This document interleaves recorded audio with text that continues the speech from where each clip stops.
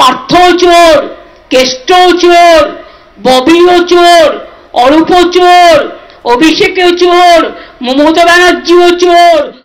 তিনি মুখ খুললেই ভয় কাঁপতে থাকে দল। এবার তিনি কার কার নাম বলে ফেলেন। উনি যে যে নাম বলবেন তারা সবাই জেলে যাবে, এটাই নিশ্চিত।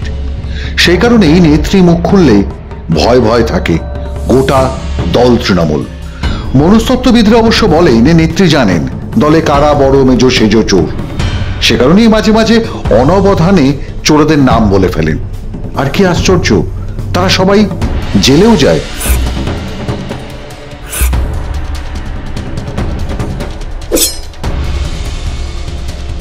এমন একবারও হয়নি নেত্রী নাম করেছেন আর দলের সেই বিধায়ক, মন্ত্রী, সাংসদ চোর প্রমাণিত হয়ে জেলে যায়নি। ভুরি ভুরি উদাহরণ আছে গোটা তৃণমূল দলেই।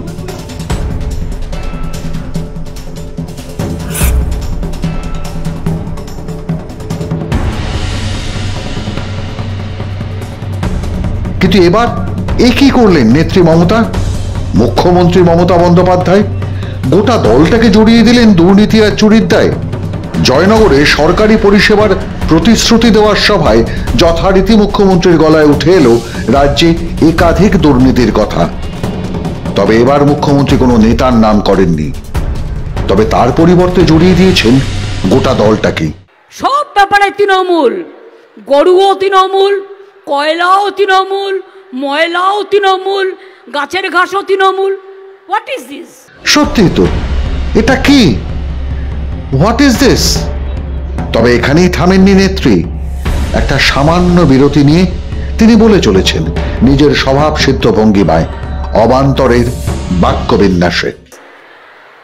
আমি ভেবে পাই না, একটা কাপড়ে যদি কালি পরে সেটাও বলবে তৃণমূল, একটা কাপড়ে যদি হলুদ রং পরে সেটাও বলবে তৃণমূল, একটা যদি কারো দাড়িতে একটু পেকে যায় সেটাও বলবে তৃণমূল, কারো যদি কাঁচা চুল থাকে সেটাও বলবে তৃণমূল, কেউ যদি এলাকায় দোকানদারি করে থাকে বলবে তৃণমূল। 2021 সালে ক্ষমতায় আসার পর থেকে এই রাজ্যে এমন একটা দিনও যায়নি যখন রাজ্যের শাসক দল তৃণমূল কংগ্রেসের কোনো না কোনো নেতার বিরুদ্ধে দুর্নীতির অভিযোগ উঠেছে এবং তাদের বিরুদ্ধে তদন্ত হয়েছে এবং তারা জেলে গেছেন। সরকারি দুটি দফতর আপাতত জেলখানায়, শিক্ষা এবং খাদ্য। তৃতীয় যে দফতরের কথা উঠে আসছে তা হলো বন দফতর, তার বিরুদ্ধেও শুরু হয়েছে তদন্ত। রাজ্যবাসীর আশা দ্রুত তারাও জেলখানায় যাবেন। আবার গরু, কয়লা, বালি খাদান, পাথর খাদান, বন দপ্তরের কাঠ পাচার, চা বাগানের জমি বিক্রি, কেন্দ্রীয় প্রকল্পের টাকা তছরূপ, এমন অসংখ্য বিষয় উঠে আসছে প্রতিদিন। স্বাভাবিক কারণেই চতুর্দিক থেকে চাপ বাড়ছে, ঘরে বাইরে। ঘরে লিপস অ্যান্ড বাউন্স, আইপ্যাক এবং ভাইপো, বাইরে ইডি, সিবিআই, এনআইএ। স্বাভাবিক কারণেই বেসামাল রাজ্যের মুখ্যমন্ত্রী। সরকার বাঁচাবেন না দল? দিবিত সমস্যায় মুখ্যমন্ত্রী মমতা। দল বাঁচবে না সরকার? কারণ তিনি জানেন সরকার না থাকলে তার দলটাই উঠে যাবে, আর দলটা না থাকলে তার সরকার চলবে কি করে? সে কারণেই গোটা দলটাকেই ঘোষণা করে দিলেন কয়লা তৃণমূল, ময়লা তৃণমূল। সব ব্যাপারে তৃণমূল, গরুও তৃণমূল, কয়লাও তৃণমূল, ময়লাও তৃণমূল, গাছের ঘাসও তৃণমূল। What is this?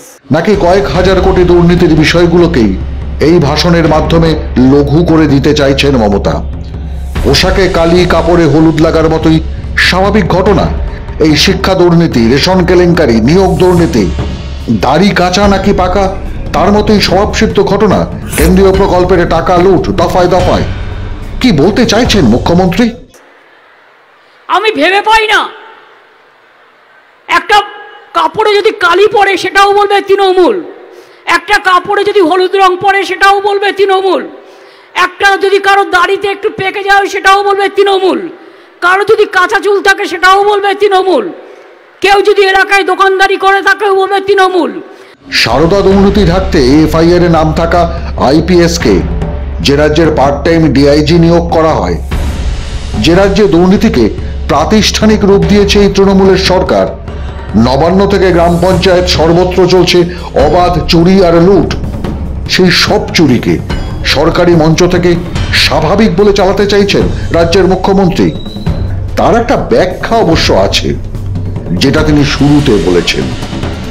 কয়লা তৃণমূল, ময়লা তৃণমূল, গোটা তৃণমূলটাই ময়লা, চোর। মাধ্যম ব্যুরো রিপোর্ট।